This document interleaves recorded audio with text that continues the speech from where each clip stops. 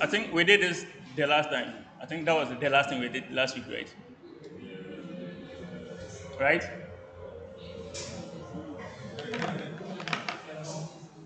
So we can move on. Now I think we did this. We did it the last time. And I talked about. I think I talked about reading from. What did I even say? I said there is a difference between doing floating point arithmetic and then I think integer, right? Right? Did I say that?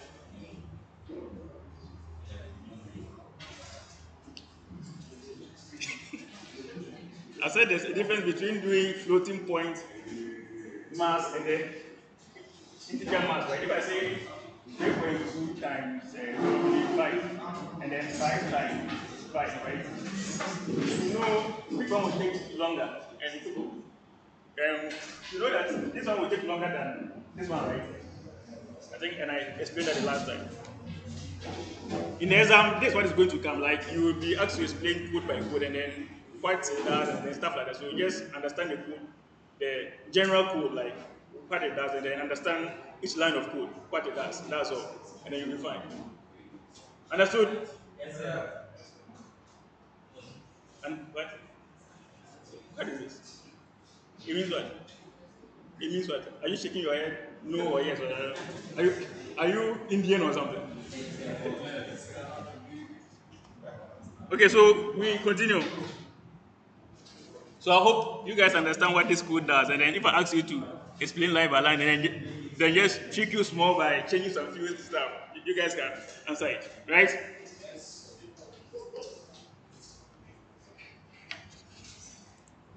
So we continue. So now, if you are actually paying attention, the first thing we did was to be able to read from digital pins, right? So in the exams, a question will be on a digital pin, how to read digital pins. Then we went to how to read analog pins, right? Right? If you're paying attention. So in the exams, there will be digital pin code, analog pin code. Then the rest will follow. The rest that you'll be doing today will follow, right? I mean, so you guys know how to do bitwise operations. I know that you guys have already learned logic gates already, AND gates, OR gates, XOR gates, and stuff like that, right? So to be a very good programmer, right, you must be able to manipulate numbers, the bits itself, right? How to actually change them, how to actually shift right, shift left, and gate, OR gate, and stuff like that, right? Do you understand? To be a very good coder, you must be able to manipulate numbers at the basic level, at the bit level. So that's what we are going to look at for this number. So if I say, give me the binary for the number 60, you guys can actually do that, right? So if I have a number like this, a decimal number, 60, you guys know, and this is decimal. You guys can give me the binary of 60, right? Or no? You can calculate the binary of 60. It's on the board, but and I hope you guys know how we get the answer. Alright, so the binary of 60 is what? On the board 11100. Right? And in hexadecimal is what? 3C. You guys know how I got the 3C. You guys have learned this already, but it will come in the exams and stuff like that. So I want to know your level. I mean, decimal, binary, hexadecimal. You guys know how to get all of this, so that's fine. Now, if I say this one is 8 bits, right? So it means that this is 6 bits, right? If I say it's 8 bits, I can just add 00 and then it becomes 8 bits, right? If I say give me the binary, the hexadecimal of this, you know that hexa means 4. It's in fours, right? So it takes this 4 and then this 4. So this 1100 is C. You guys know that, right? 1100 is C. And 011 is 9. Right? Easy, right? Are you all there? So we are going to learn how to manipulate the numbers here or the bits here. So now if I have another number B, if I have another number, so this A is equal to 60, B is equal to what? 15. 15 in decimal. This is 15 in decimal, right? In binary is what? I mean, if you guys don't know this offhand, yeah, it means that in the exams you guys are in trouble.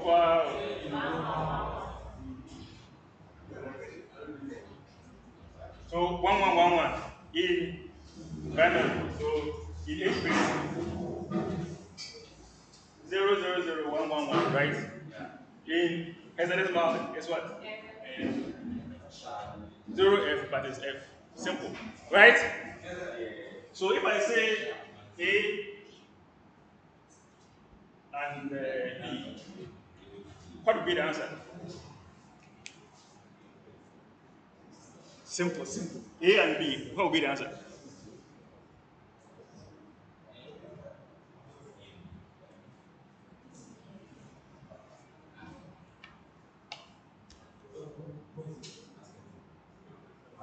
A and B, and A and B. You know what an AND gate is, right?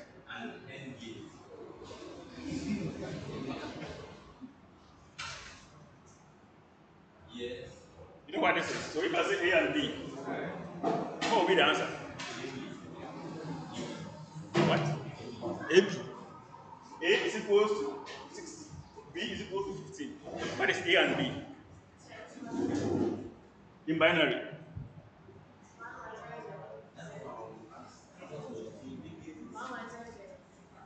So 1,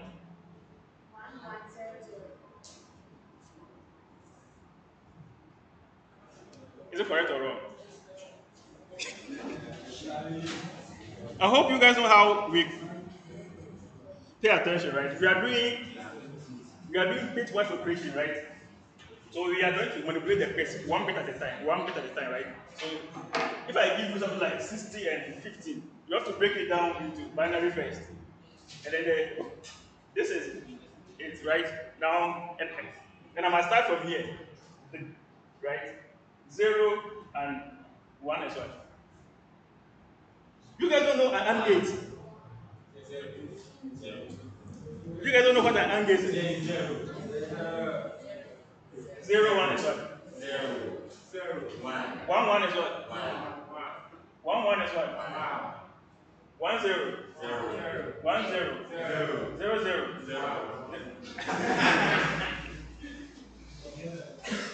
0, 0. So you see how easy that is. But you must know that in digital systems, right, you are actually getting, so somebody just made a mistake over there, like a small mistake, right? Just one bit flip, right? In digital system, a one bit flip will lead you to a 0. In the exams, you are actually getting 100 or a 0. Because once you flip one bit, so if I ask you to draw a very a system, right, and then you just flip one bit, one, if it is supposed to be 0 and then you just flip it to 1, everything is wrong. You guys are aware of that, right? Everything is wrong. So in digital system, you are actually getting 100% or you are getting 0%. As easy as that. So it means that you must be very careful when you are dealing with this kind of numbers. Because a bit flip, just one bit flip, that's all, your answer is wrong. Understood? So where can you use this in your code? An AND gate. I mean, where do you think we can use an AND gate? Within the codes that you write,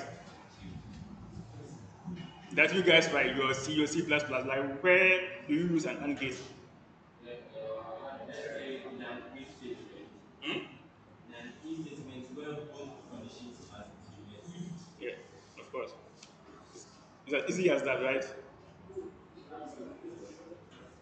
Okay, so let's continue.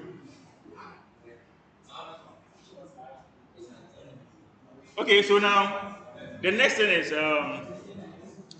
how how do we store numbers in the Arduino board, right? So when you declare an integer, if you declare an integer, you know an integer is how many bits?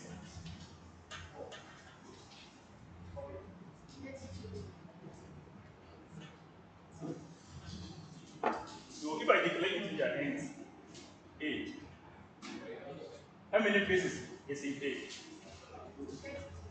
32 bits, right? From 0 to what? 31. Right?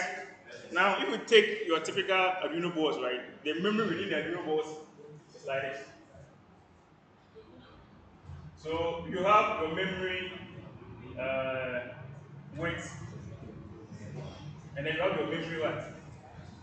Depth, or something like that. Right? Now pay attention. Each location within the memory can store only 8 bits. So this one can store 8 bits. This can store 8 bits.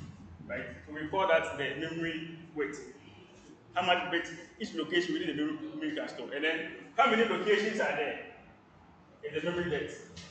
Easy. So if you take your RAMs, right, you can actually know the total bits within your RAM by doing the weight times the depth, right? And you know the total bits within that memory.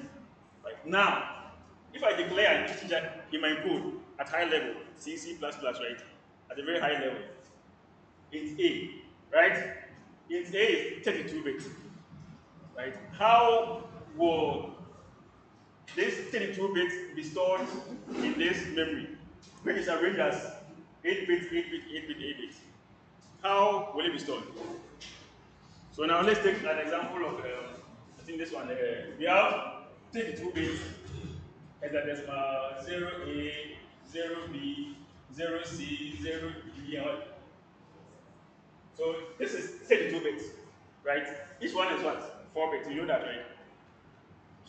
You know that, right? Each one is 4 bits. So this is 32 bits. So if I give you memory like this, each location stores 8 bits. How would this 32-bit that I declared at high level be stored in my hardware? The memory itself. How will it be stored? Where do I start storing it from? And where do I end? So now let's say I'm declaring my lowest address from the bottom right up. Okay, and so I can easily confuse you in the exams by changing the memory locations, right? So I can declare the lowest from top to bottom or from bottom to up, right? So I can say this is memory location 0, 1, 2, 3. So you got to pay attention. 0, 1, 2, 3. Or sometimes I can say it starts from the top. 0, 1, 2, 3, right? Pay attention. So I can easily confuse you with that. So you just know that. So now if I declare my memory locations as 0, 1, 2, 3. So how do I store this number within this memory that can store only 8 bits in each location? What value will be at 0? What value will be at 1, 2, 3, 4, 5 going?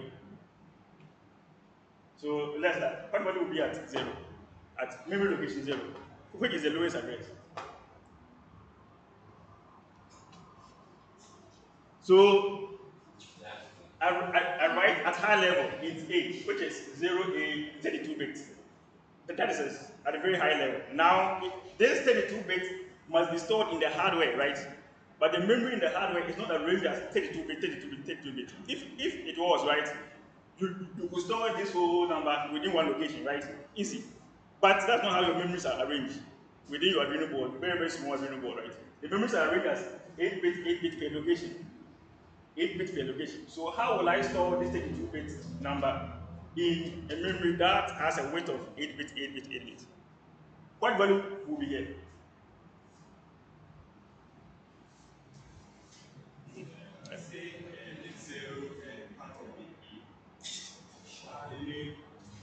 Part of the A bar. So it means that 0 then what will be here? Because you say each of them are actually four, if they are all 4 bits. That's what I'm saying. Each of this is 4 bits. Yes. This is 4 bits. Hexadecimal. 4 bits, 4 bits, 4 bits, 4 bits, 4 bits, 4 bits, 4 bits. all combined to form 32 bits. I want to store them here. So this is 4 bits plus another 4 bits is what? This is what? This each location is what? So why would it be part of A and not A?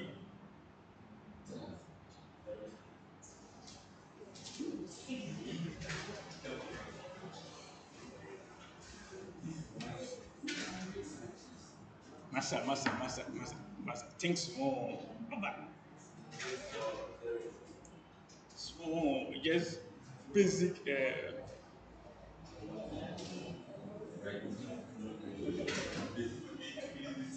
Oh, massa. Come on for that. So, in your opinion, you said what? So it be what? Zero what? Then you will be what? Zero what? And you will be what? And you will be what?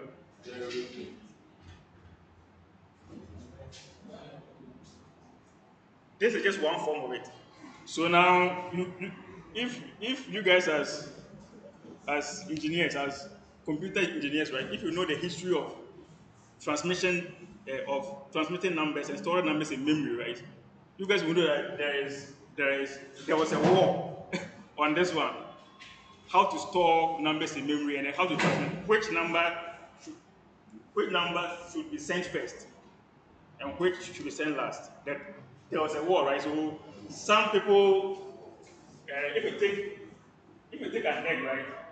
Some people decide to break an egg from the top.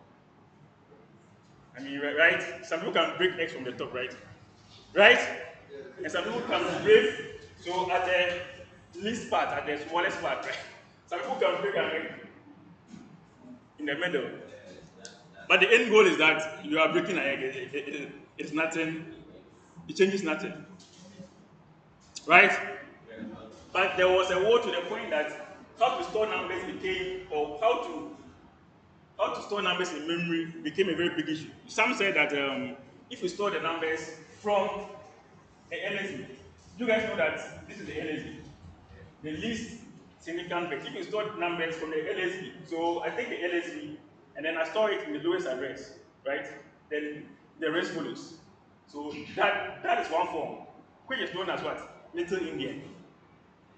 So Little Indian storage takes the LSB and store it in the lowest address, and then the rest follows. So if I'm dealing with Little Indian, here will be 0D, 0C, 0B, and 0A. That's one way of storing it, right? Another way of storing it is to take the MSB, the most significant bit, and store it in where? The lowest address. So it should be what? 0A, like this. It should be this one. This is known as Big Indian. Are you getting it? So there's Little Indian and Big Indian. So I can give you a 32-bit number, a 4-bit number, or whatever, and I tell you to store this according to Big Indian or Little Indian. I mean, the arguments, if you pay attention to both arguments, right, they all make sense. But I mean, it doesn't change anything. It's just like breaking the egg from the top or from the bottom. It doesn't matter, right? But some PCs store them, some PCs store them as Little Indian, some store them as Big Indian. So it means that you cannot mix it. Understood? Yes, sir. So we are done with that one too, right? So any question on Little Indian, Big Indian, you guys can store. You guys can store them in memory, right? Shall I continue? Any question? Yeah.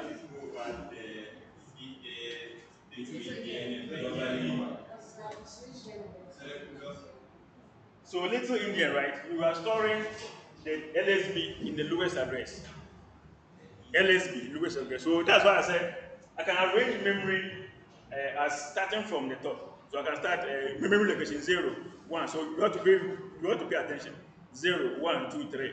Or I can store it bottom up. 0, 1, 2, 3. So if I say this is memory location 0, 1, 2, 3 upwards, and then I say little Indian, right? I mean that store the LSB in the lowest address. Then if I say big Indian, right, store the MSB, the most significant bit, in the lowest address. Then the rest will follow. Understood? In the same way, trying to transmit a number. Trying to transmit a number. If I say we are transmitting this number from one Arduino board to another, where do I start transmission from? Am I starting from this number or from this number? Understood? So we have little Indian and big Indian. Easy as that. Shall I continue? Okay, so the next one is the PWM. I already explained it the last time, right? The pulse width modulation. And I said that the Arduino, once you connect an LED to the digital pin, right, you can only turn the digital pin on or off. You can give it a 3.3 volts or a 0 volts. There's nothing in between. So I even asked you that what if I want to dim the LED? How do I go about it? Right? Because once I give it a 3.3 volts, it lights up at 4, and then if I give it a 0 volts, it goes off completely. So how do I dim it? I told, and I think I asked you the last time, and I answered it myself. But that, but you know that she's the only one getting the 5 marks allocated for participation, right? So far, from the 3 class or 4 classes, she's the only one getting the 5 marks. Yeah, it's 0 for you. And because you guys don't answer any questions, 5 marks free.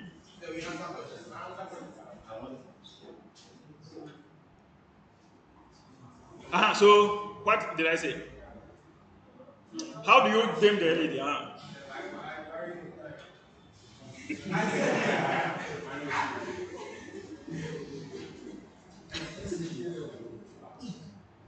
Well, whatever. But in digital system, right, you know that, as I said, for the digital pins, you can only have 0 volts or 3.3 volts, a 0 or a 1. Pay attention. So you can go from here to here.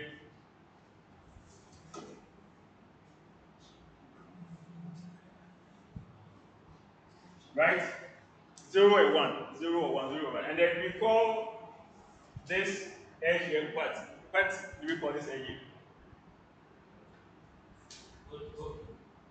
The edge here, the one I'm just here. Chairman.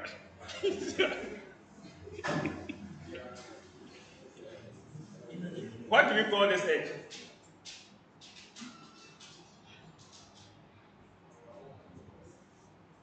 Somebody say power, just because I drew an arrow. This edge is called the rising edge. You know that it must rise, it must fall. Rising edge, or if you're coding in hardware, you call it the positive edge. Pay attention. So this is called the rising edge. This is called what? Common sense.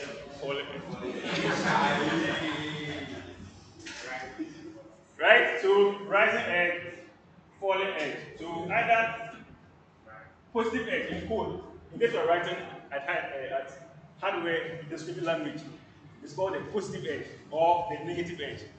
Right? It rises and falls, right? And then we know that from one rising edge to the next rising edge is known as what? Neutral fine. Minus 5 mother.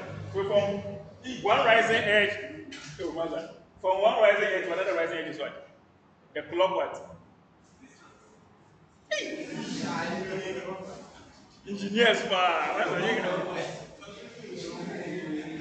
the future of engineering in this country, yeah.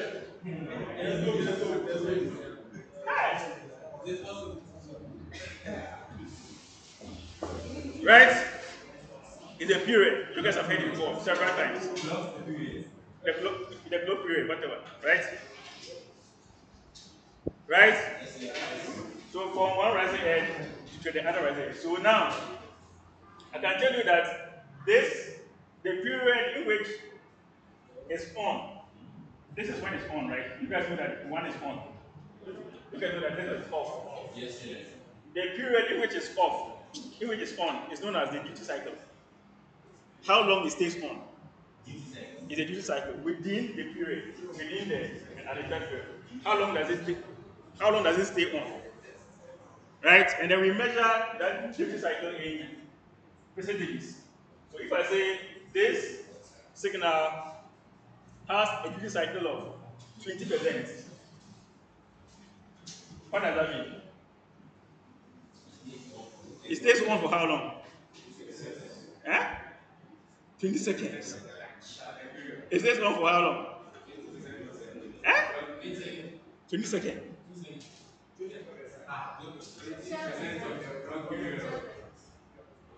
I mean, it stays on for 20% of the time. And it stays on for how long?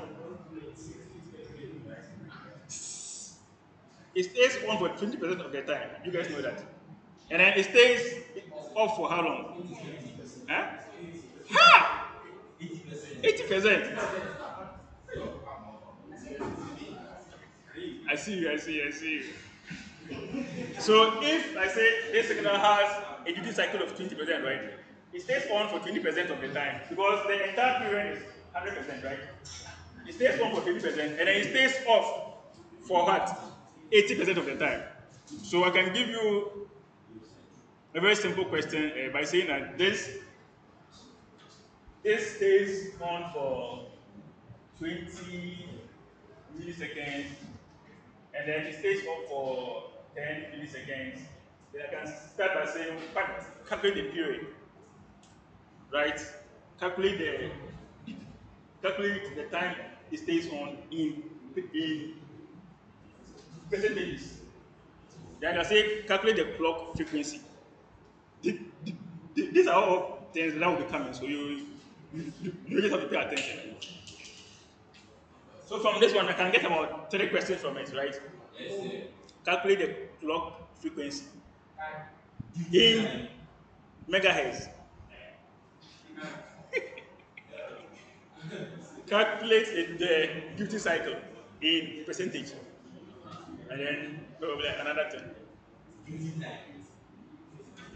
Calculate the period in seconds, so that those of you who can convert simple milliseconds to seconds, you guys will suffer it more. Right, so go and learn how to convert milliseconds to seconds, from megahertz to hertz, stuff like that, and then you'll be fine. Right? So now, so if I say the clock, if I say the signal has a duty cycle of 0%, what does that mean? 0% duty cycle, right? If I say it has a duty cycle of 100%, it's as simple as that. I mean, it's your choice. You can write code to do that. Okay, so there's an example, a very simple example in the Arduino IDE that you can go through and see how you can blink an LED and stuff like that. Right, so now from all you have learned, right, our next step is to see how we communicate from one Arduino board to another Arduino board, from the PC to the Arduino board, and how the components within the Arduino board communicates. Are you all there? Right. So how do I send code? How do I send a number from one Arduino board to another?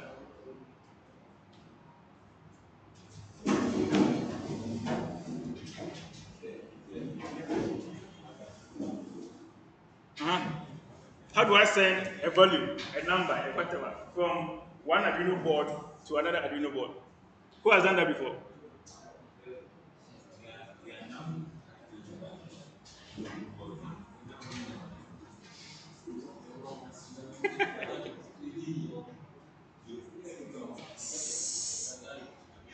do I send a value from one Arduino board to another? Who knows? Anything at all. Anything at all you can say for your 5 marks, because as it stands, only one person is getting the 5 marks here. So I have two Arduino boards, right? I have two Arduino boards. Two Arduino boards. I want to send a number from one board to another. How do I do it? You have to connect them. Board A You and board B. say you give them Uh-huh. you have and this one code. Uh-huh. The Uh-huh. Uh-huh. transmitter and the receiver have that. Hmm?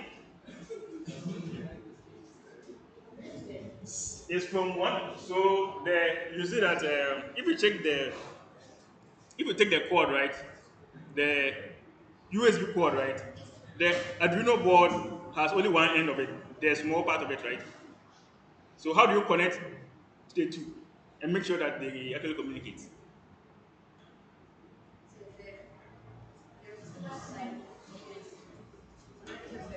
How? Cable. What type of cable? Aha. Transfer cable. Now the Arduino board does it have the big end? No. This is connected to the laptop. Uh-huh. So how do you connect this one to the between two Arduino boards? Simple questions like this for uh-huh. So what are you using to connect them? What are you using to huh? The serial cable. I mean, it's not possible. Even look at the board. Just look at it. How possible is it to connect? Huh? Use what? What? I say lower your thinking. This is just common sense. This is just common sense. Lower. Don't go. Don't go thinking about any huge. Don't go thinking about any huge. It's just basics. Like I have two boards. Arduino boards. I want to connect them. What do I use to connect it? Yeah, of course, I connect the TX, RX, TX. Simple. But what am I using to connect them? Huh? So I pick this laptop and push it into one Arduino then.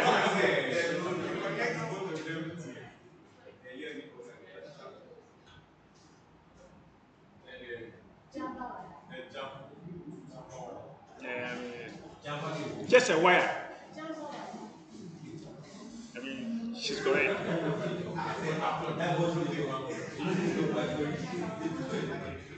So just a single wire.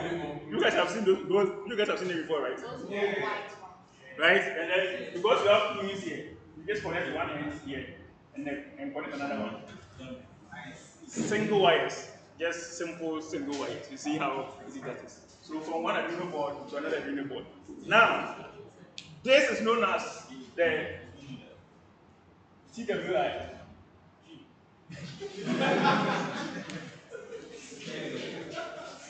Yeah, I mean, it's what it is. I mean, it's known as the two-wire interface. Very, very important. So I want to send data from one Arduino board to another Arduino board, right? All I do is I use two wires, right? Connect one here, then connect another one here.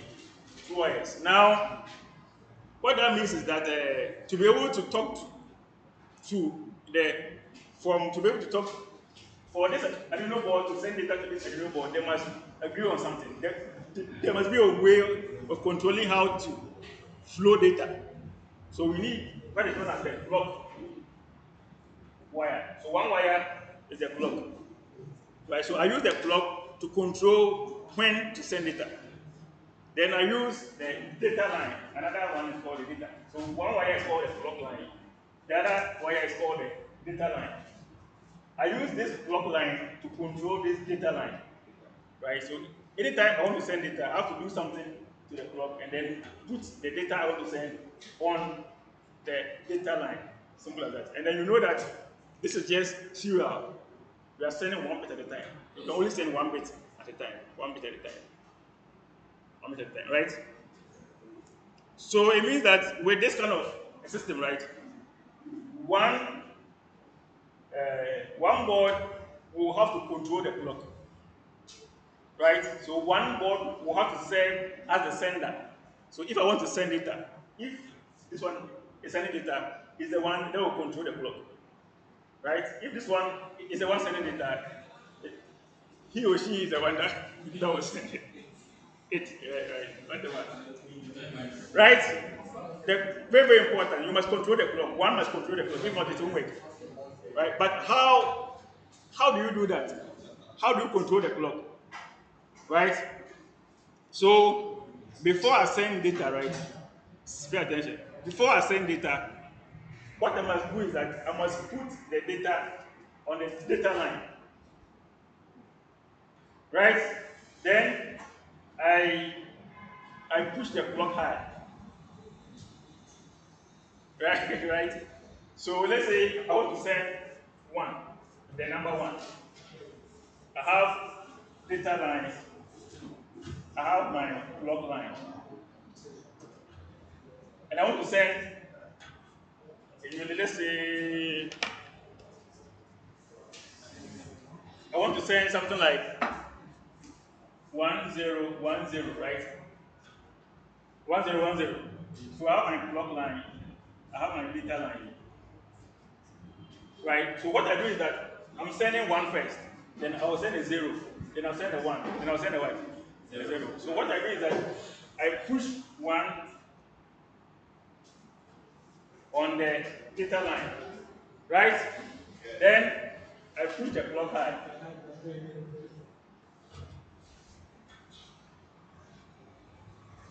Right?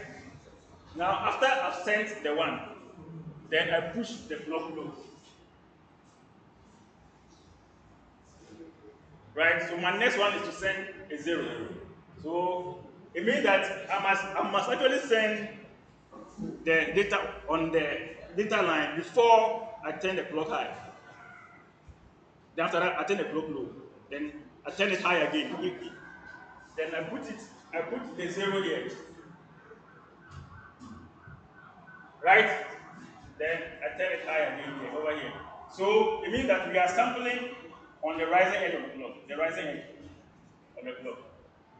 So here, it will sample at this point, right? The one at this point. It will sample a zero at this point. Now I'm left with one again. So what do? I push the clock low, then I push the one on the data line, and then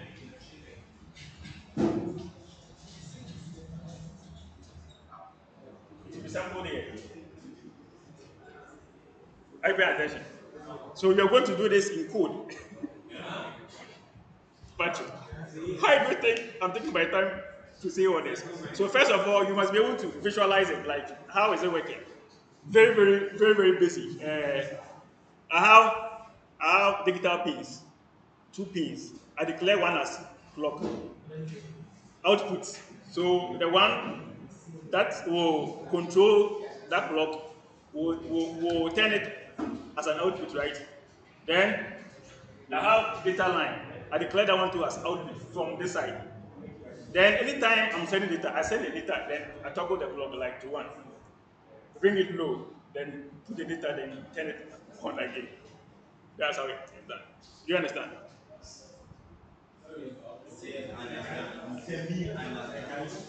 So basically, right? I want to send data between two Arduino boards. I have two lines, the clock line and data line. Now, I have to use the clock line to control when to send data. If not, it won't work.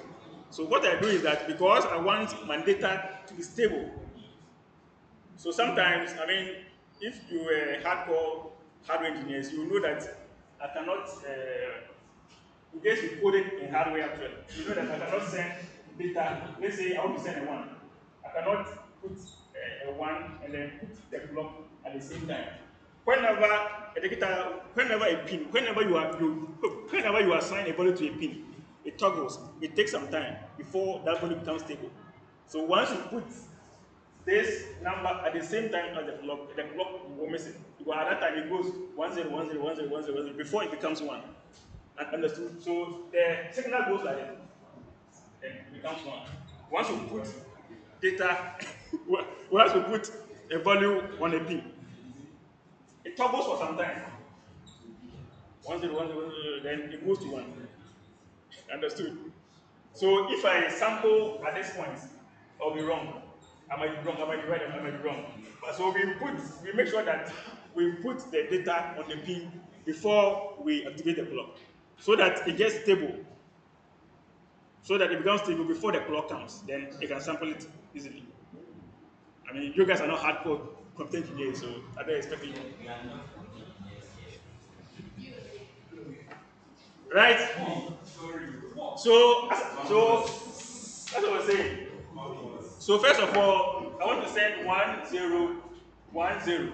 So what I do is that I put the one on the data line, as you can see here, one. Then after some time, I turn on the clock to one.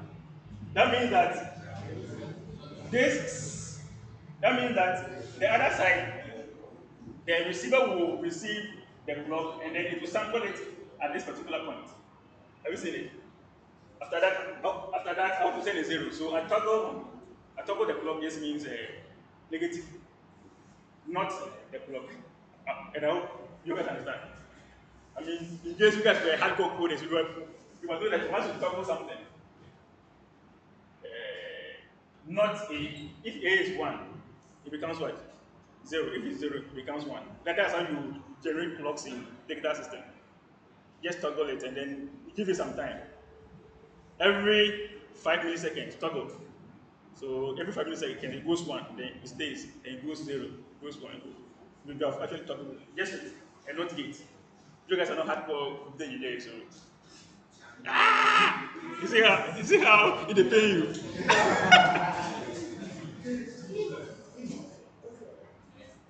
Right? So I toggle it here to zero, then and I want to send a zero. So I put a zero on the line, then I push it higher again and stuff like that.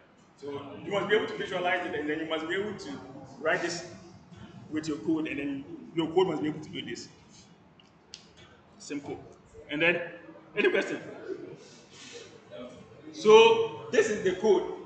Who can tell me which code is the receiver and which code is the transmitter? Which code is the receiver and which code is the transmitter? I mean, something like this will just come in your exam. That one.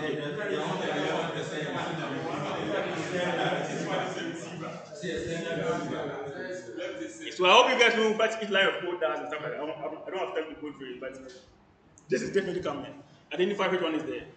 Is sender, receiver, then we go. Each line of code, what happens there? This is a little bit tricky, but I mean, you guys are intelligent enough to know what. The most important thing here is that, okay, let me just give you one tip, right? Just one tip. So look at here, look at how I declared the pins. Last time, and I lost my. Who has seen it?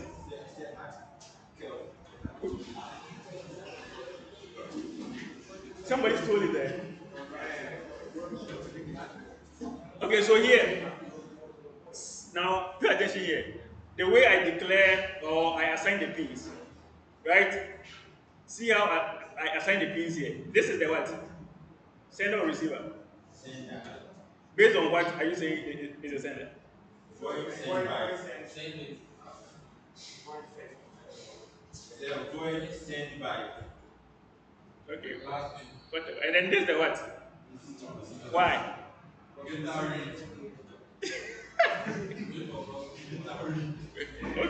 So now pay attention here. You see how I've declared these pins here? Pin mode, data pin is serve as a what? Output. Clock pin serve as a what? Data pin serve as what? Look at it very well. Is it an input? So you see how I can easily trick you guys? Just small. Just for something small, just confuse all of you. Then you get a zero here. So it's what? Input what? And then input what? So why do you think here I declared it as output, and here, of course, it is supposed to be input, right? Because it's receiving, right? But I declared it as input pull-up. Why? A simple exam question. So I'll give you this. Why is here output? Why is it here input pull-up? Not just input. Why?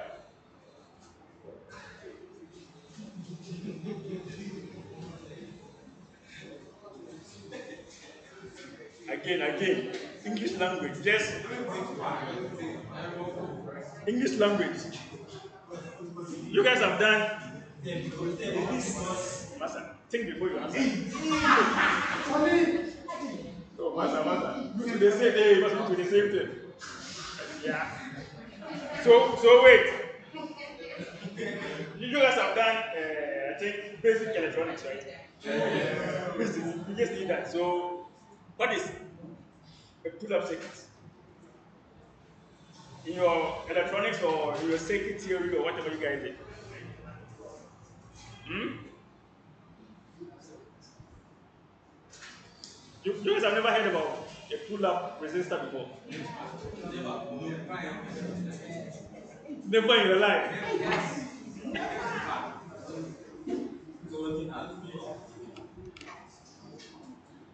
Hmm? What? You guys have heard it before, right?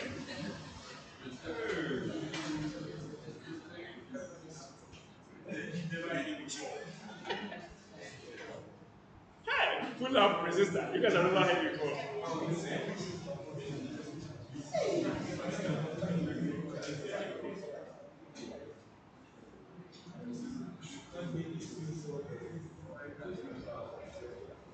So, so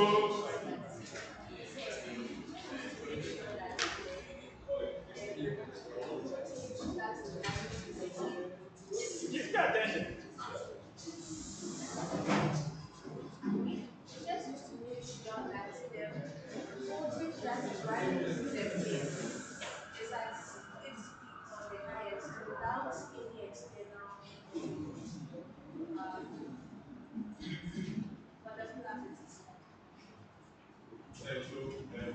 People have to start. Like, to be connected to the voltage input source so that if you want to draw power, you press the resistor instead of the What? if you want to draw power Yeah. from the circuit, you press the resistor instead of bring it directly from the voltage source. I mean, of course, yeah, you connect the.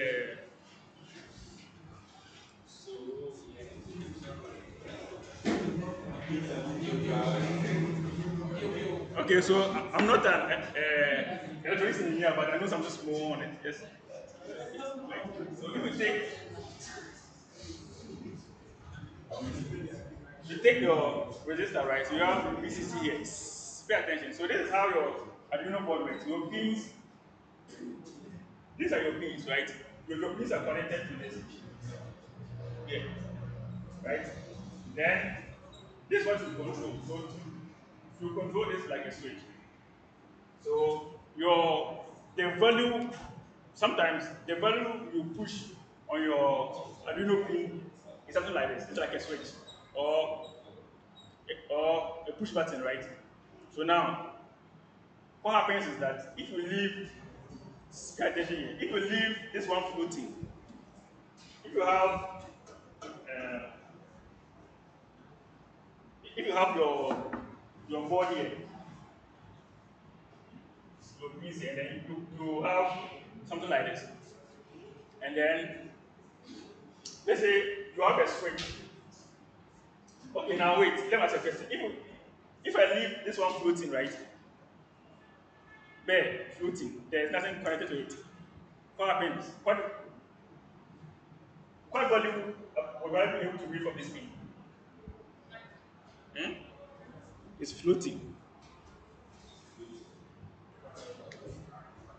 Random values, right? So it means that the value can be 1, it can be 0, it can be 1, it can be 0. So it means that it can be 3.3 or 0 volts because that pin is like you have left a bare wire on it, a bare wire connected to your Arduino pin. It's just floating, right? 10101010, right? So normally, if you are designing, you guys have designed push-up button before. So I push, okay, yeah, and I push the button and then something happens. Like here. So in case I want to connect the push-up button to this pin, all I do is I put the push-up button here. I think it's something like this. Then I connect this to the ground. So what happens is that if I press this, what happens? Then what happens? It reads what? Then once I leave it open, what happens? Then what volume will I be reading? Not 0, because it will be some kind of floating value. Right? So how do I prevent this floating value is very, very dangerous, right? Because if I design a system like, okay, if somebody pushes the button, then probably a door should open. Like, if not, the door should remain closed, right? And then I leave it floating. But you know that it will be picking values 0, 1, 0, 1. So your door will be fine, opening and closing and opening and closing, then you might damage it, right? So, as a good engineer, how do you solve this? Huh? How do you solve this? So, you solve this with what is known as the pull up resistor. So, catch here. This is 3.3 volts. So now, that means that if this button here is open, what do you think happens? What volume will you put? What volume is here? Huh? It will get the value of 3.3 volts or 1 constantly. Once I open it, the value is no longer floating because it is drawing from here. Right? What if I close this one? What happens? What value will be here? Why? Because what?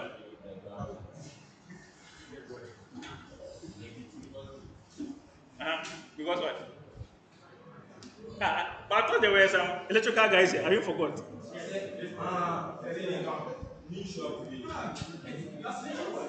All of them. All of them. Are you from electrical? So, you see what we use the pull-up resistor for? To make sure that the value is not floating. To make sure that the value is a constant 1 or a constant 0. It's as simple as that. So, in your spare time, go through the code. It's very, for the receiver side, it's a little bit tricky. So I want you to go through it carefully in your spare time, and then know the trick there. There's a trick there in the exams to prevent anybody from getting 100%, right? And I want to show you that trick. How data is received, right? I hope you guys understand how the code works. Yes or no? Please hurry up. Yes or no? Yes or no?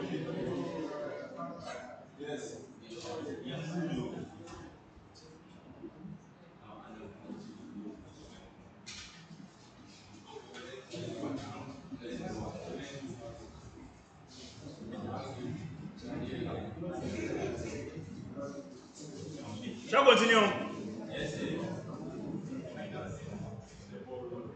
Shall I continue? Okay.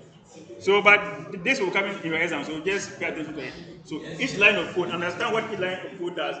The receiver side is a little bit tricky, just a little bit. Here, something like this is doing something, right? So, I want you, so I will say, what does that line of code do? Then, why is this one, why is this flow low? Why is it not high, but low? It's sampling at, so while the data range log bin is equal to 0, why not 1? Stuff like that. So you have to know all of these things. Okay, so now you know that so this is just how two Arduino boards can talk to each other, just through two wires, right? Our next thing is our next thing is on the Arduino board. We have the CPU. I told you guys the last time. The Arduino board, within that small board, we have the CPU chip. Then we have memory. We have I/O. Then we have some sensors. We have, I think, pressure sensor. We have temperature sensor. We have light sensor. We have humidity sensor. Pay attention. Oh, all of these ones are chips, right? Which are all integrated on one board. So how do the CPU talk to any of the sensors? Now we have gone from an Arduino board talking to an Arduino board. Now we are talking about the internal architecture, right? How will the CPU, because it is the CPU that will control all the other components, right? So how does the CPU talk to the other components on the board? How?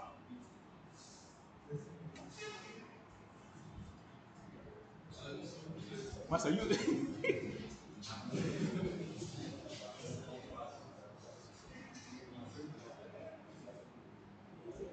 I mean, as I said, right, before going to before you go to any class, just go through the slides small. Like, you don't just get up and pass and come and sit down here. Some of you don't just even watch for lecture. So how will the CPU talk to the sensors? Pay attention. Huh?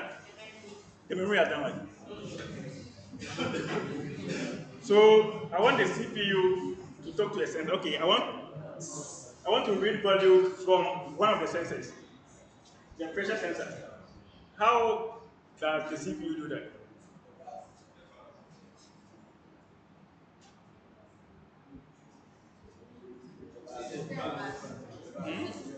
So how is that bus designed?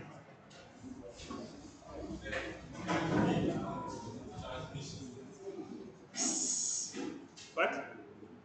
Quite designed, bad design. The what? The bad system. Yeah. So I think he uses copper. You use what? Copper. Like very thin copper. To do what? For the The connection.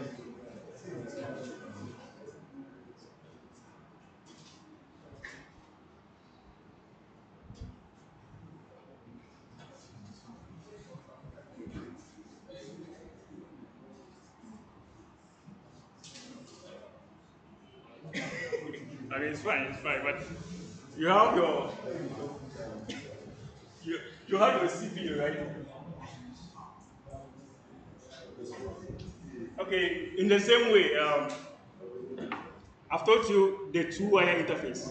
They are just wires. And what is important is that, pay attention. What is important is that one is the receiver. Pay attention. One is the receiver. One is the what? The sender. Right? Just one can be. It cannot be both. One is receiver. One is the what? The sender. Then one controls the clock. Control your clock, and then you send your data. Now to receive data from the sensors, what the CPU does is almost the same as a two-wire system. It uses the same two wires, but it is a little bit different, right? So now here, This uses a protocol known as the I2C or the I2C. You guys have heard it before. It doesn't matter. So I2C or I2C. Now, what happens in the I2C is that you have a master. Pay attention. You have a master, and then you have slaves, right? So you have master, and then you have slaves. The most important thing is that the same wire that connects one master to another slave is exactly the same that connects all of them. Have you seen it? So once, in the same way, one line. Why? Uh-huh. Rasta, Rasta, Rasta.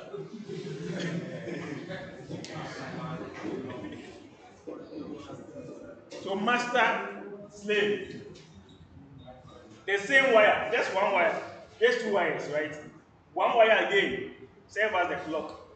One wire serve as what? Data line, right? So we have SDA and SCA, clock line and data line, right?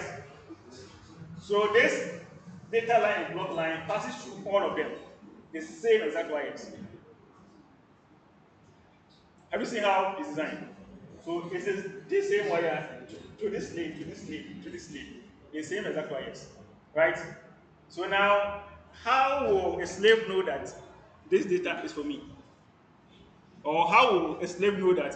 So what happens is that the master sends data to the slave, and then the master can request data from the slave. So the master will use the clock to control and then send data through the SDA line, the data line. And then the master can actually request, right, that, hey, you slave, I want data. And then the slave send that data through the SDA line. But how will, because this is one line, how will this slave know that the data is for me? Or how will this slave know that the data is for me? Or how will this slave know that the data is for me? Pardon? Huh?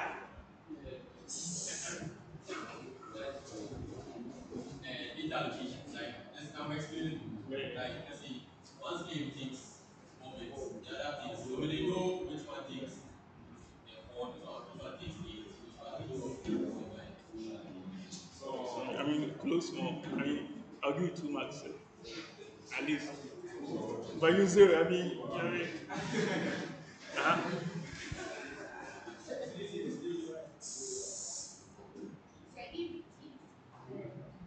they have address, I think that is the address that the sensor will look at. This particular data The what? the data, if they have address, The data. you said how does the sensor know that this particular Yeah. data? So through the address. So where is the address stored?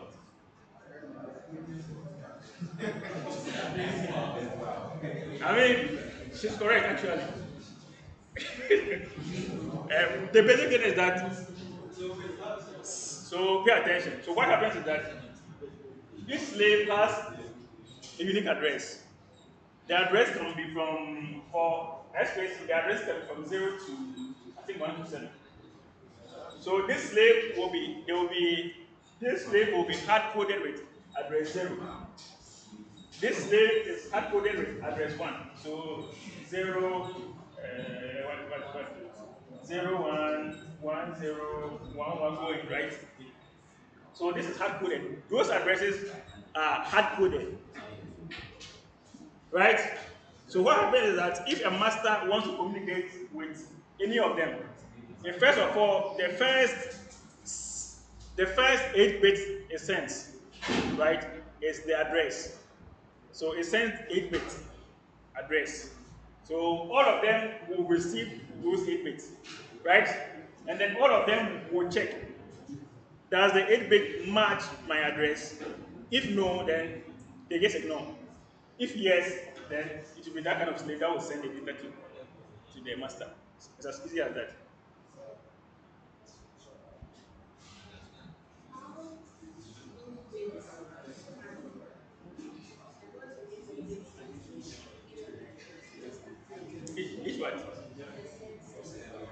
so I said for I square C, the number of addresses can be unlimited to 127. So it means that the number of slaves can be only 127. Wait. No. 127. 0 up to 127. I'm asking about the base. So calculate. So 27, how many bits will I need to store the highest number, which is 27? How many bits? My highest number is 27. How many bits will I need to store 27? 7 bits. Between 7 to 10.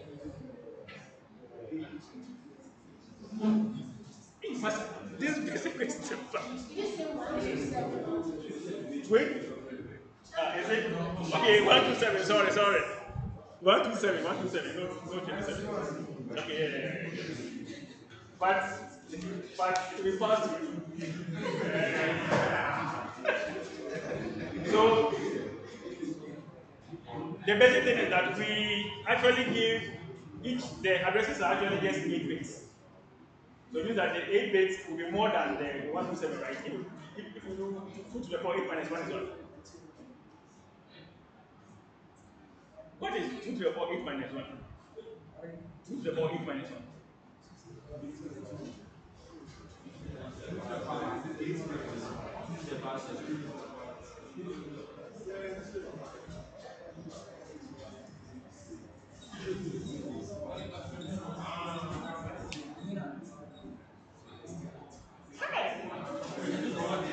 Huh? 127.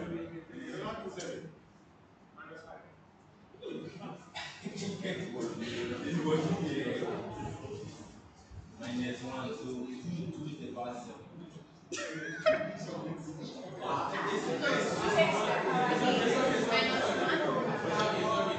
The question is, each address is 8 bits. Each address is 8 bits. What is the highest address? If each address is 8 bits, what is the highest address? 255. As simple as that. But we are only addressing 127. Only 127. But we send 8 bits and then hey master. We send 8 bits. If you use that as an address, check within itself that does the 8 bit match my 8 bits? If not, we discard everything. If yes, it will respond to the master. So here we are. So now know the difference between CWI and I squared C. Do we know the difference? All right, so we continue.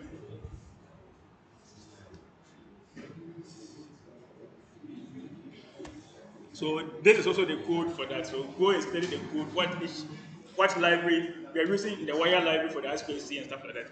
Study what the wire library does and how to use the wire library. Right? Now the last thing is UART. So now I've taught you how to communicate from one Arduino board to another Arduino board, send data between Arduino boards. I've taught you how the internal architecture of the Arduino boards send data, right?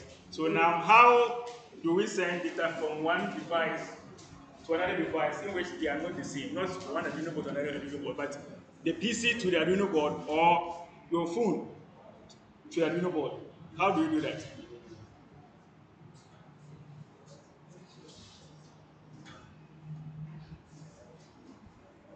You're feeling sleepy like something. Okay. You, huh? Is that? Is that? Your, your entire outlook is like you're sleepy fast. Oh, sleep. Even, don't- even like, come here. I can even arrange the chairs for you.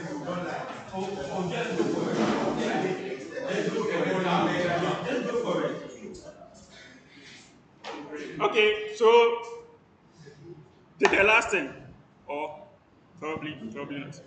Hurry up. So how do we send data from? So now, pay attention to the main differences. Two-way interface. It will be coming. What is the difference between the two-way interface, the I2C, and UART, Universal Asynchronous, whatever? Three. All of them have difference. The way they send data is different. The devices they communicate is different. So that's what I want. If I say I want the difference between TWI and SPC, I'm looking for some particular parameters. If I don't see them, you are wrong. Which devices are we talking about? In a two-wire interface, which devices are we talking about? In an SPC, which devices are we talking about? Then how are they sending data? And stuff like that. That's what I want. I don't want you to write any rubbish. Right? How are they sending and which devices are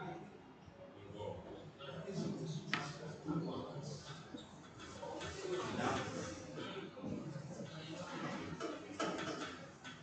Okay, so our next thing is the UART.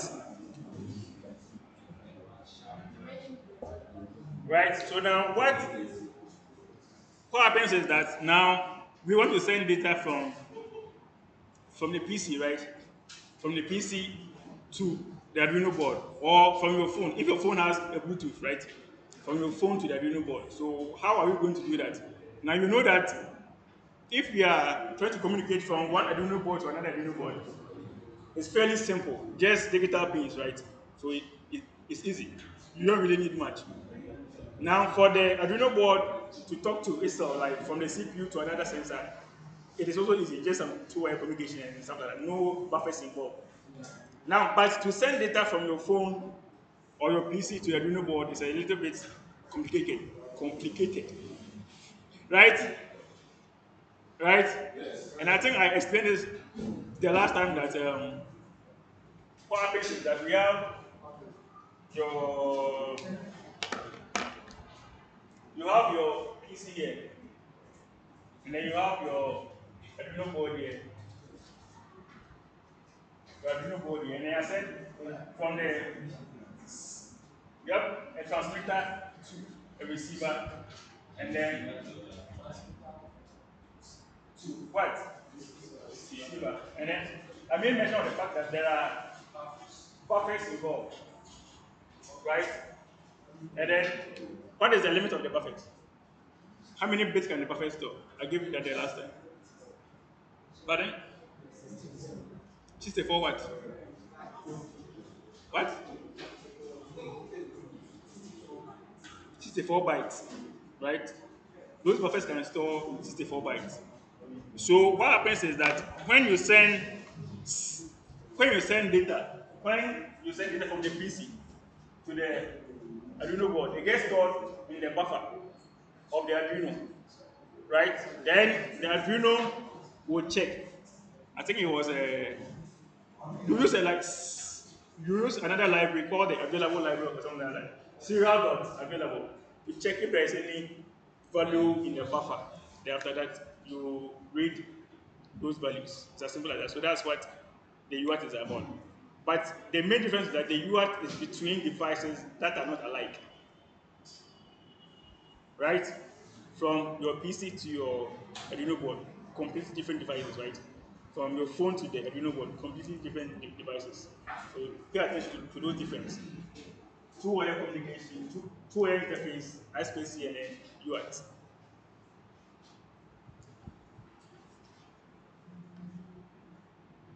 Are you all there? And this is the code for connecting your Bluetooth on your phone to the Arduino board. So if you have the Arduino board, so you're going to experiment with it, stuff like that. So the last thing is this. So we are not going to the code, but I'm trying to pay attention here. What do you think this line does? Have you seen it? Line 10. What do you think it does? Hmm? What?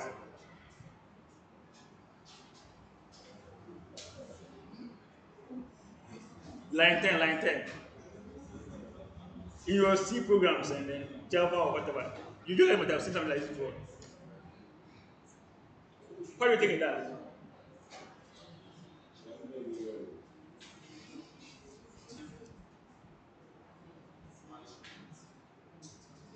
I'm waiting, hurry up.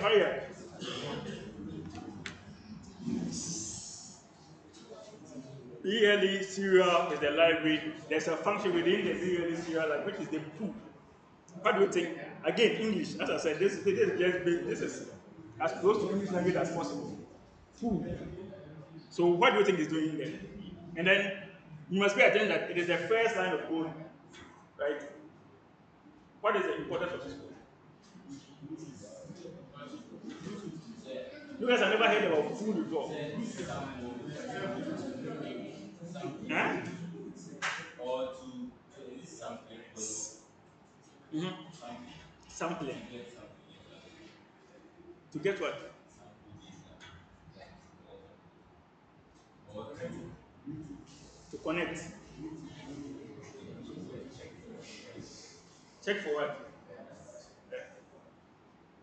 So it's checking for something. So this is what you call the interrupt. You guys have heard it before. So what happens is that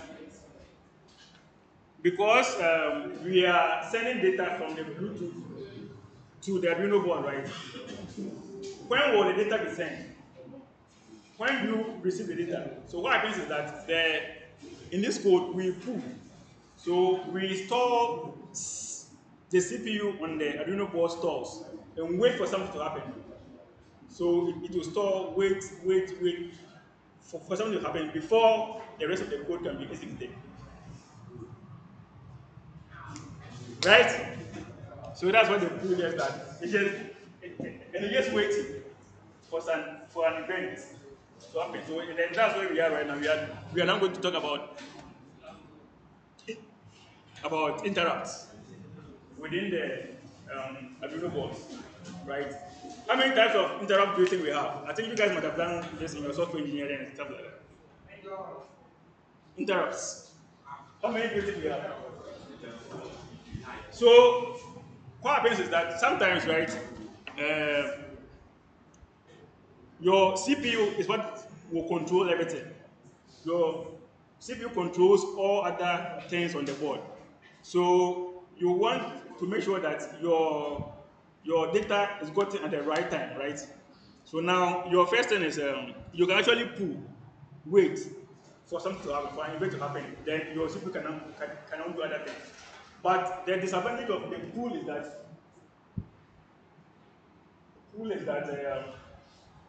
once it gets into that state, the CPU cannot do anything else. It is left idle. It cannot do anything else. It waits forever, right? It waits. If nothing happens, that means that your CPU has gone into an idle state, and then nothing will ever happen again. So we always like to avoid this. And then, what ways can we avoid this? In your opinion, instead of pulling, instead of waiting for that kind of, instead of waiting, what can you do? In your code, let me put it that way. Those of you who write code, what can you do? Huh? Uh-huh. You said what? Nothing. So you're just mumbling something or that. Uh-huh. I said that instead of pulling, right, what can you do to make sure that your CPU does not stay idle, but it does other things and now wait for that event? so I say use it for say looking at the interrupt like this, I can say the interrupt is an if statement with a high priority So when a task comes in, then it processes all tasks, then it deals with the one that comes in that has the high priority, then it does the rest. I can say it's an Okay. Any other one? What can you do? What can you do? Hmm? And so how do you do it? And then there are several forms, several ways of doing it. Right? Just give me one way, just one way. For just 5 minutes, anybody. So, okay, the point is that my CPU, right, is waiting for data from the temperature sensor, right? And then the data is not coming. right? It's waiting for data. Once you receive the data, then it does something with that data. But the data is not coming, so it stays in that state forever. I want to avoid that. I want to make sure that while it waits for that data, it does something else. It continues to do anything else, but don't stay idle.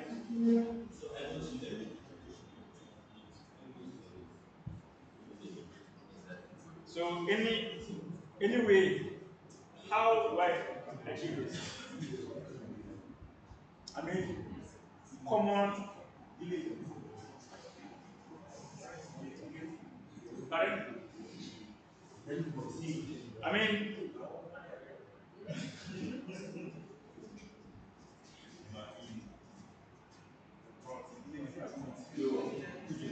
spec. Yeah.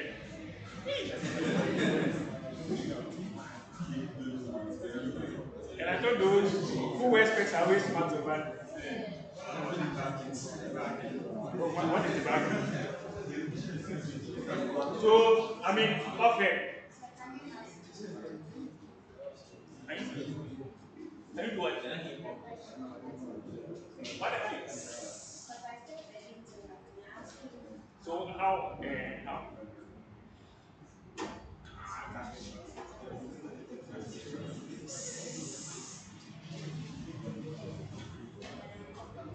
Maybe if it's already doing something.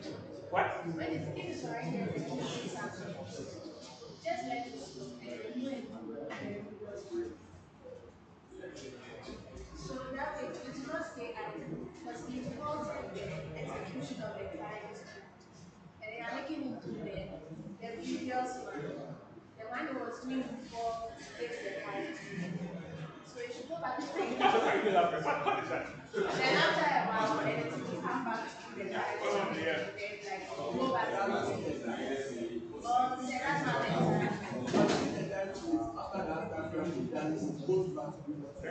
That's one way of doing it. So you use a simple. So one way is use a simple counter, right? Allocating time. So that event, you allocate that time to it. Like it runs 0, 1, 2, 3, count. It counts. If nothing happens, then you can go about it. Or you use the interrupt service routine. Right? What happens is that within your code, and I hope you guys know what the interrupt service routine is. Right, so I don't have to go through that. So you use the interrupt service routine. Anytime an event happens, then it goes, the CPU will stop and then execute that event and then it goes back. Simple as that. Right? Okay, so the last thing is how, so here with this, after this lecture, you are done with the first part. Now you'll be going into the computer engineering part actually. So this is just for the embedded system part. Right? So the last thing is how do we optimize code for how do we write our code to be fast? How do we optimize code for speed? Hmm? Pardon? Is that right? Optimization. Can you knock yourself? How do you optimize code for speed? Master, knock yourself for 5 minutes. How do we make sure that the code we write is fast? Not efficient, fast. I mean, fast doesn't mean efficient. Fast just means it's fast. I mean, it can be fast, but it consumes a lot of power.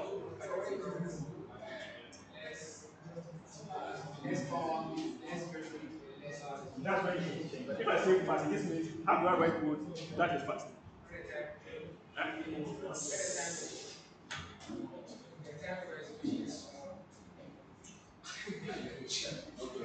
So, what are the techniques I use? Now, pay attention on the board. So, the first technique is that I should avoid what? Floating point number. Simple. So, if I ask you a question, what techniques can I use to make sure that my code is fast? And then I've always said that if you are doing floating point maths, right? If you are doing 3 point something times 3 point something, very complex, right? So it takes a lot of time. So wherever possible, always avoid floating points maths, right? So instead of once you use the float data type, right, you know that you are going to be dealing with floating point numbers. So always try to use integer or number and stuff like that. Try to avoid floating point numbers, and then your code will be fast enough. Are we there? So the other one is lookup rather than calculate. Who knows what that means? Lookup rather than calculate.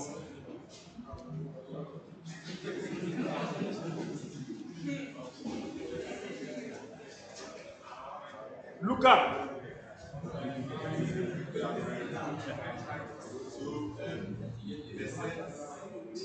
Please pay attention. And then, as I said, these are the questions that will be coming. So know how to explain them in your own words. That makes sense. If it doesn't make sense, matter. You're writing a code for a calculation instead of doing the whole code to calculate everything. You just find the answer for that particular number you're looking for instead of calculating everything. Yeah, it makes sense. But how is it actually done? In code. So and in code. So now, if I have something like this, let me see if I can give an example. So I have something like this. C is equal to A times B. C is equal to A times B, right? My B is fixed to the number 2, right? But my A can be 0, 1, and 2, right? So in my code, right, I can just do this. C is equal to A times B. It will work, right? So anytime it gets 0, what does it do? It does 0 times what? 2. And it will be what? Anytime it gets 1, it does what? 1 times what? And it will be what? Anytime it gets 2, it does 2 times what? 2 times what? And then it will be what? So instead of doing this, how what else what can I do to make sure that this is faster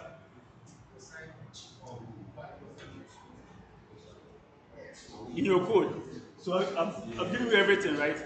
So convert this one instead of doing the calculations. You look once I say you must understand what lookup is.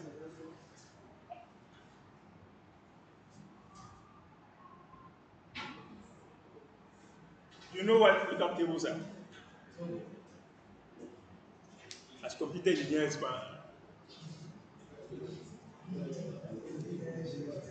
Okay. As I said the last time, nurse imagine this guy as a nurse fan. Nice.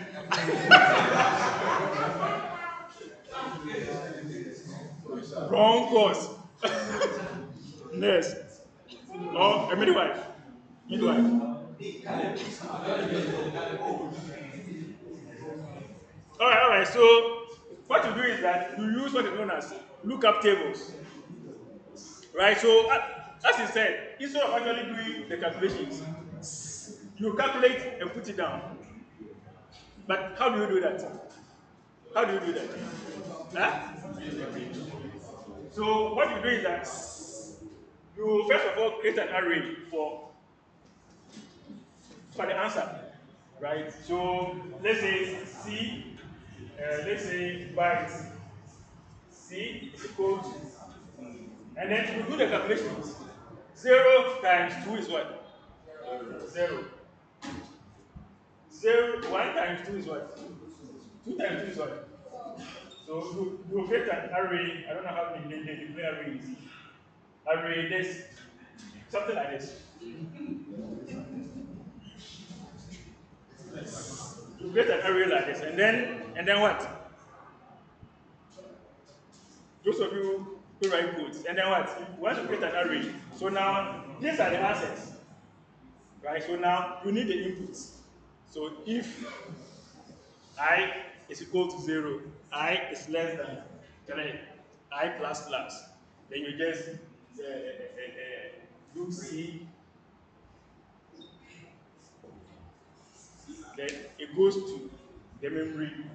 When, if it is 0, it does C 0, go to this array, pull that number out, and then simple as that, then you are done. Right?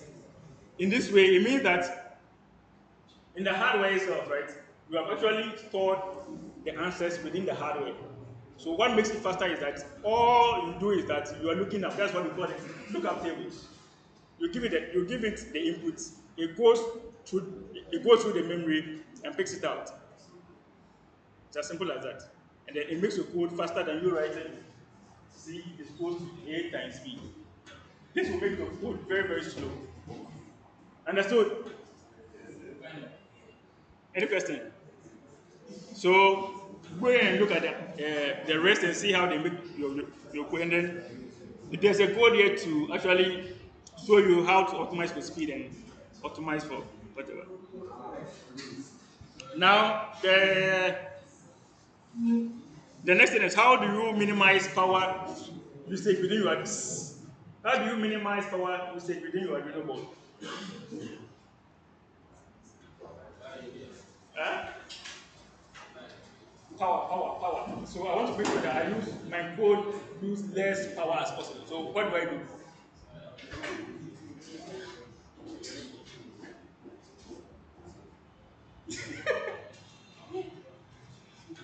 I mean, the first point is that if you put your microcontroller into a sleep state, it is doing nothing, right?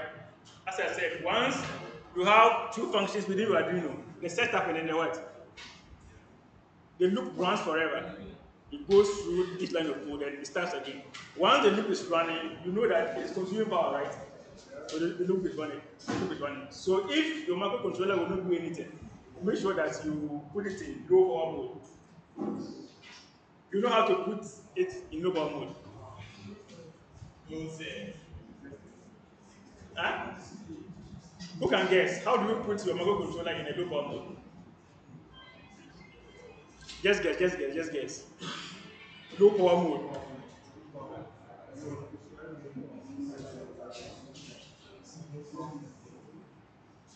What? Hyper what? You said what? Hibernate.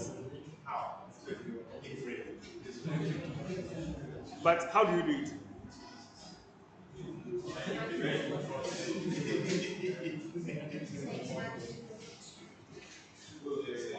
All right, go and find out.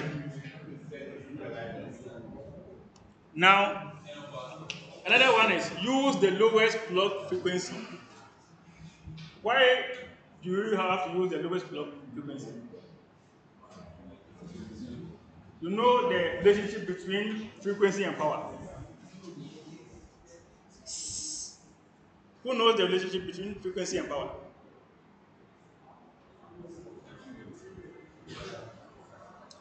You guys are in fourth year or what's that? There's no way else again. No. Fourth year, final semester.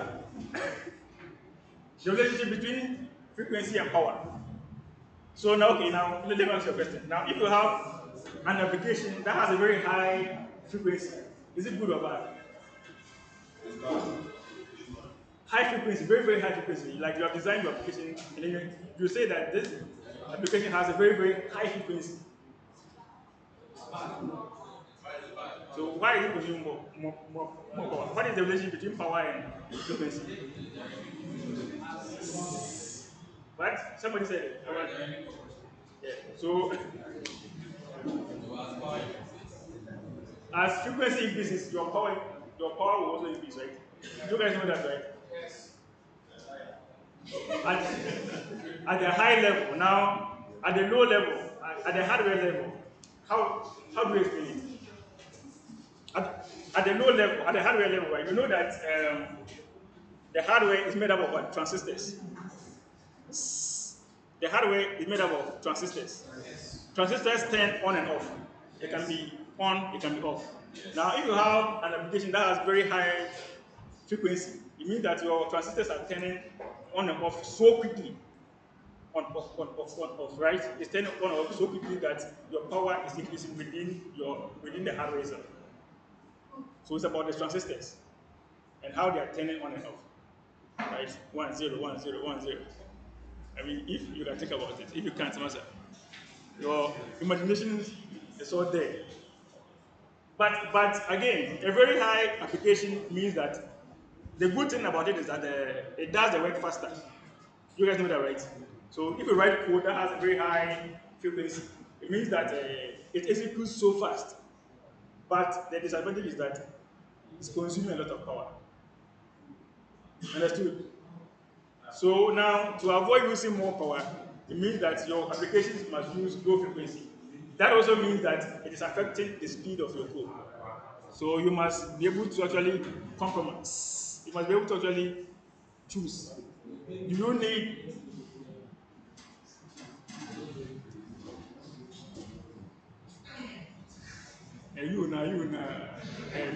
knock yourself for me.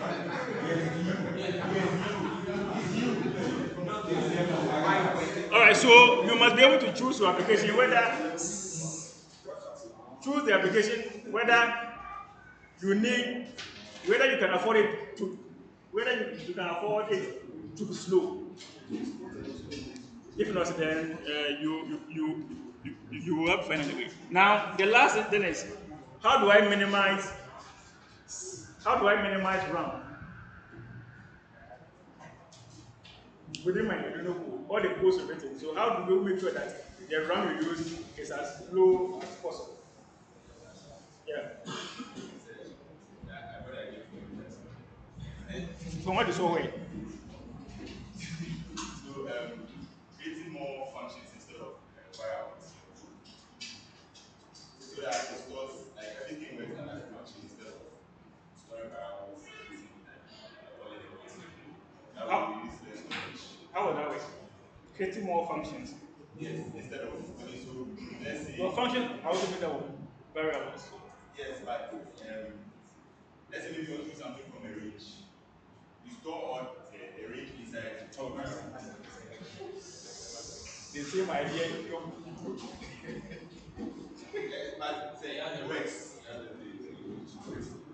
So instead of doing it the same time, like A is equal to the B is equal to C is equal to D, you can just do a bit of this, and then all run that way.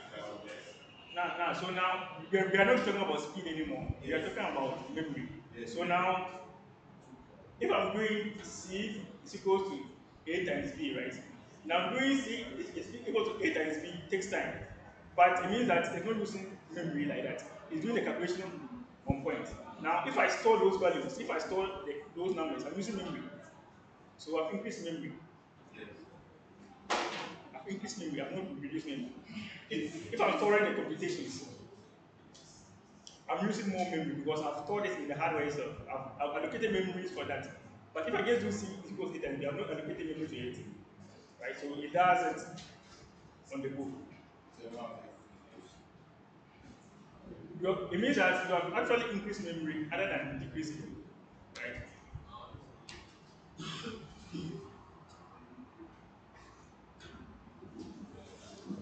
So how do I reduce memory? Just the first point.